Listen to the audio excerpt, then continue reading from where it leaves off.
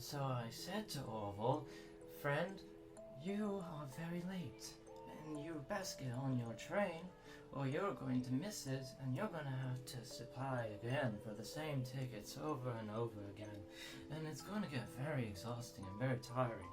And I said to Orville that, oh, hello. You seem to be lost. You know, that's funny. You being in this situation reminds me of something. What does it remind me of? Oh yes. It reminds me of a time with my good friend Orville. Very good friend Orville. You know, you're lost, but I don't feel too bad about it. You know, if you weren't, and you didn't run into me, you would find some other thing. I guess what I'm trying to say is, life goes on, you know. But that's neither here nor there. It reminds me of a summer day in the park. I was having just a delightful picnic with my good friend Orville. And I said to him, "Orville, I have a story." And he said to me, "What's the significance of the story?" I said to him, "Orville, not every story has to have significance, you know. Sometimes a story is just a story. You try to read into every little thing and find meaning in everything anyone says, you'll just drive yourself crazy. I had a friend do it once. It wasn't pretty, and we talked about it for years. And not only that, but you likely end up believing something you shouldn't believe, or thinking something you shouldn't think, or assuming something you shouldn't assume, you know. Sometimes," I said, "a story is just a story, so be quiet for 1 second of your life and eat your sandwich, okay?" Of course, it was only then that I realized I made sandwiches, and poor Orville was having such difficulty eating it. Elephants have those clumsy hands, you know. Actually, I suppose that's the problem.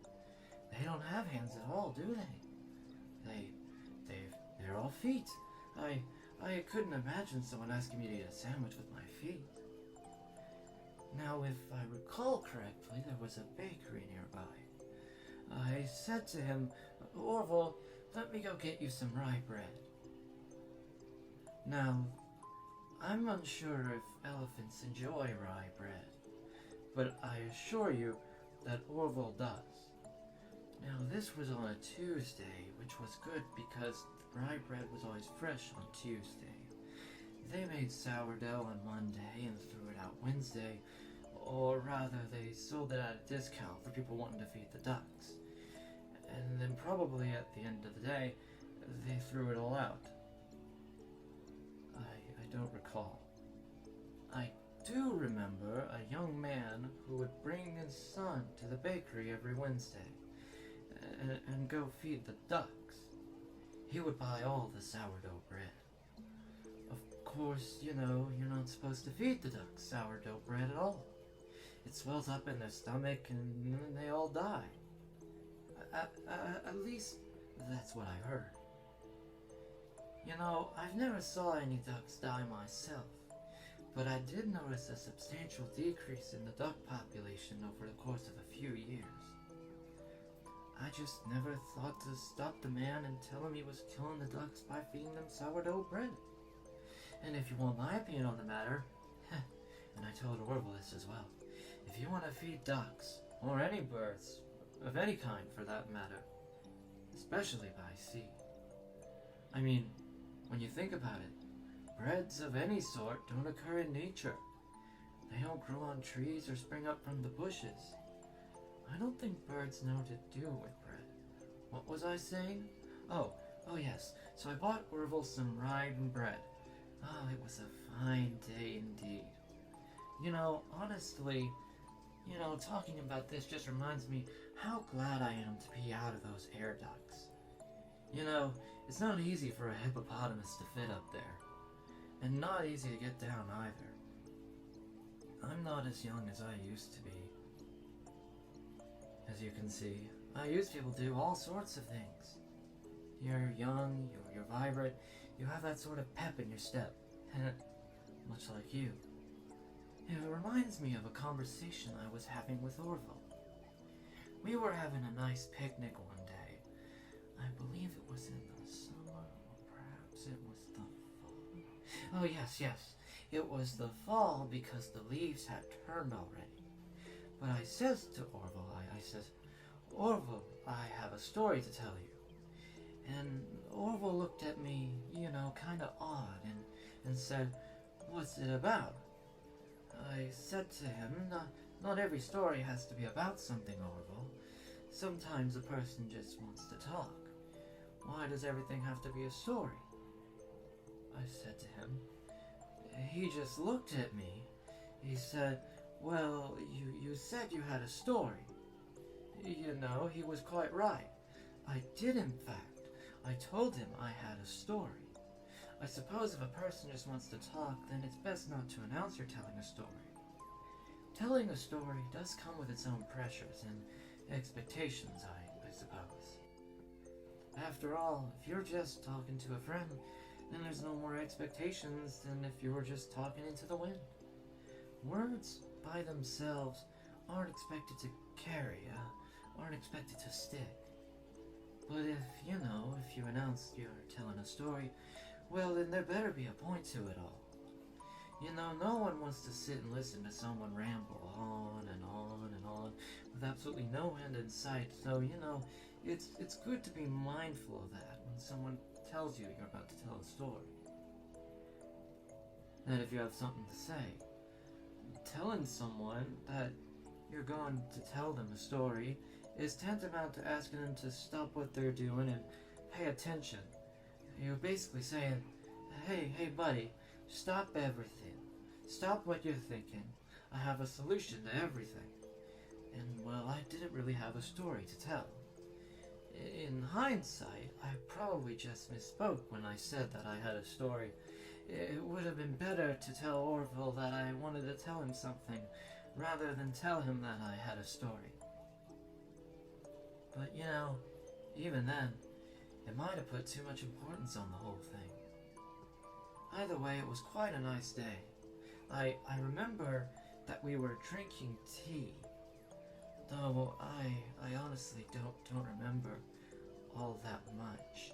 Although I do remember another time we were sitting on a park bench watching the pigeons.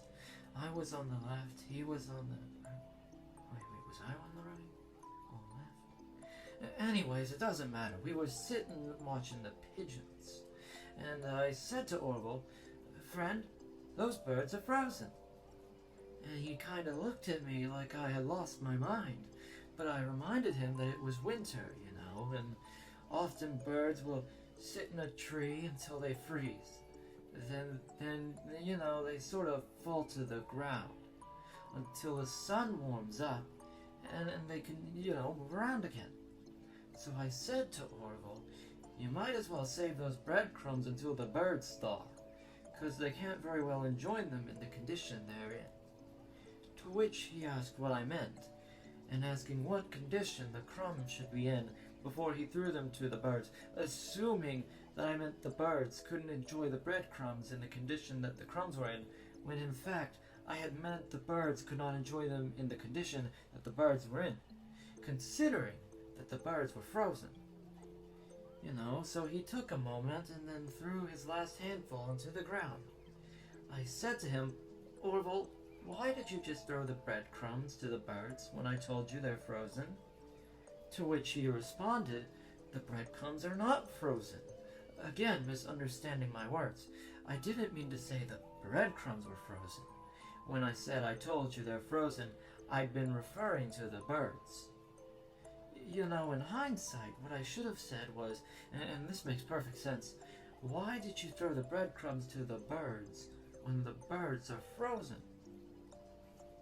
He misunderstood upon my correction, stating that he didn't know what else to do with the breadcrumbs, and that perhaps, when the birds thaw, they'd still be able to eat the crumbs.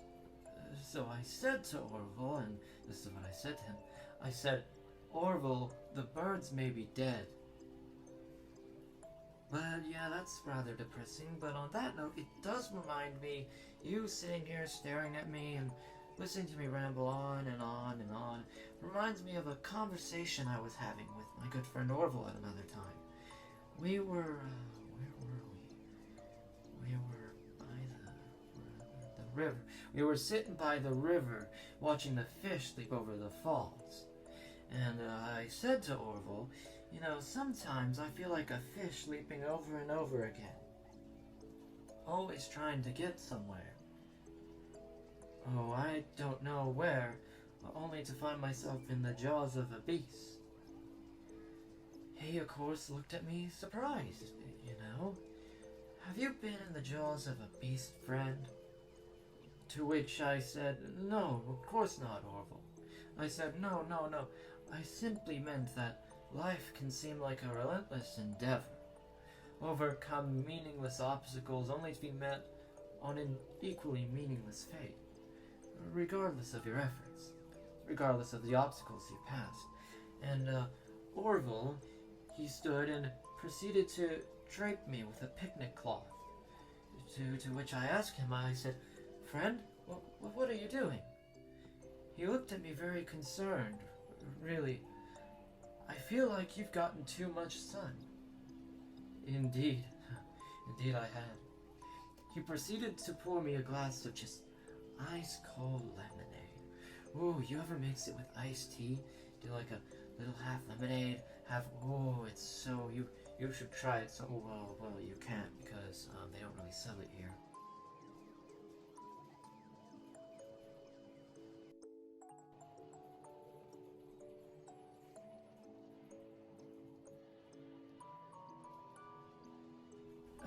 Anyways, you may be asking yourself, how did I go from sitting by the falls, drinking lemonade, to being wedged in an air duct, not only with Orville, but with an entire assortment of fruity-colored friends?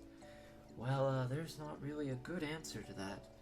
Perhaps I met my own demise at some point, and this is my afterlife, or my dream. Whatever it might be, I honestly don't know. Maybe it doesn't mean anything at all. Maybe it doesn't mean anything at all. But anyways, what I was saying, to Orville. Oh yeah, I was on the right. No, I was. Oh yes. And so you see, I was